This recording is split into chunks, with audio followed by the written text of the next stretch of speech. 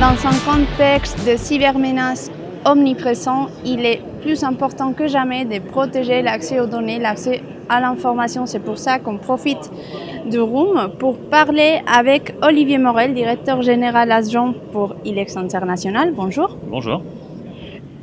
Je disais tout à l'heure que le sujet de la protection des systèmes d'information et des données est plus que jamais au cœur de préoccupation des entreprises.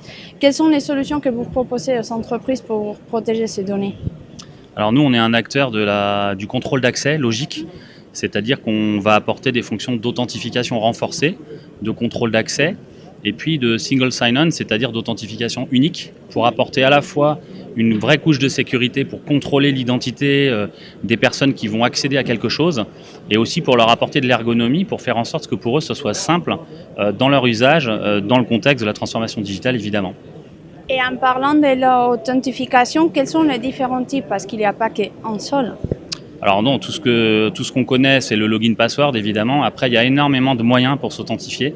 Le login password n'est pas une authentification forte. Donc, quand on parle d'authentification forte, on va rajouter un certain nombre de facteurs qui peuvent être des facteurs basés sur des éléments qu'on possède, qu'on connaît, qu'on est. Donc il y a beaucoup d'éléments autour de la biométrie aujourd'hui, puisque en termes d'usage, on a dans nos téléphones des capteurs biométriques qui nous permettent déjà de déverrouiller le téléphone, par exemple, donc quelle que soit la marque. Ensuite, il y a tout ce qui va s'appuyer sur des notifications qu'on va envoyer, qui peuvent contenir un code secret temporaire qui va être valable qu'une seule fois. Il y a tout ce qui s'appuie sur du token physique, donc des éléments matériels comme des clés USB, des cartes qu'on peut utiliser en contact ou en sans contact. Il y a des éléments, donc il y a vraiment beaucoup de méthodes. Ce qui est important, c'est de retenir qu'il n'y a pas une méthode universelle qui permet de résoudre les problèmes d'authentification dans une entreprise. Parce que dans une entreprise, quelle qu'elle soit, on a beaucoup de populations d'utilisateurs qui ont chacune un métier différent. On a un cœur de métier de l'entreprise, mais ensuite on a des administratifs, on a des gens à la DSI, etc. Donc à chaque catégorie d'utilisateurs, on va devoir être adapté et fournir le bon moyen d'authentification avec le bon niveau de sécurité qui correspond à leur usage.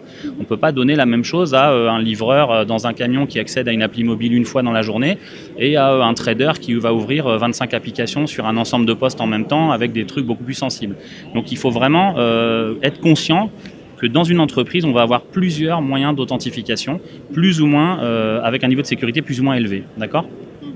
Et chaque jour, pour chaque ordinateur, des mots de passe sont volés et vendus dans la Deep Web.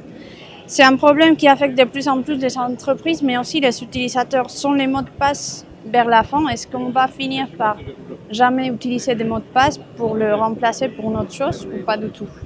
Pas forcément, parce qu'il faut considérer le mot de passe n'est pas quelque chose de mauvais en soi. Il y a des méthodes d'authentification qui sont pires qu'un bon mot de passe renouvelé systématiquement avec une bonne politique de sécurité, une bonne longueur, etc. Donc on ne peut pas dire que demain il n'y aura plus de mot de passe. Par contre, encore une fois, il faut s'adapter au contexte, il faut s'adapter à l'usage, au niveau de sensibilité, de criticité de l'application.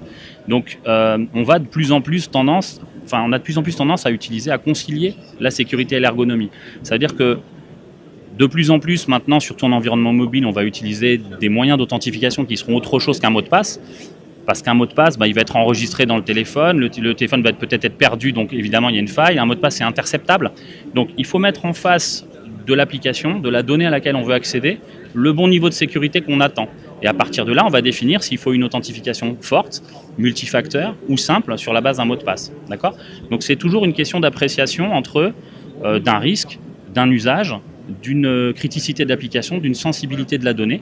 Et là, on va pouvoir un peu faire nos courses dans les méthodes qui existent en s'appuyant sur les briques qui vont gérer ça pour garantir cet accès et la protection de cet accès.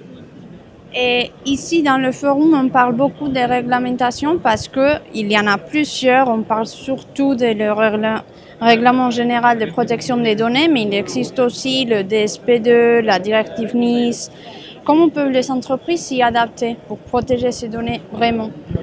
Alors, ce qui est intéressant dans ces réglementations et dans ces directives, DSP2, NIS, RGPD que vous avez citées, c'est qu'il n'y a pas de solution miracle, évidemment. Il n'y a pas une solution qui répond et qui s'assure qu'on soit conforme, évidemment.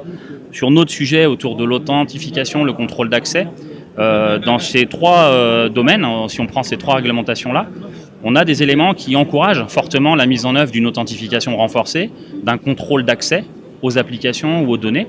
Donc tout ça, moi je les vois plutôt comme un encouragement à aller vers de la qualité, vers de la sécurité, plus que comme une contrainte. Ceux qui étaient déjà prêts sur des infrastructures de sécurité dignes de ce nom, ils abordent ça un petit peu plus sereinement. Ceux qui ne l'étaient pas n'ont plus tellement le choix aujourd'hui et y vont. Donc c'est plutôt quand même un mal pour un bien, cette conformité-là, parce qu'en termes de sécurité, elle apporte quand même un certain nombre de garanties, notamment autour de l'authentification et contrôle d'accès. Merci beaucoup. Je vous laisse continuer avec votre journée ici au Room. Et merci de votre temps surtout. Merci. Avec plaisir, merci beaucoup.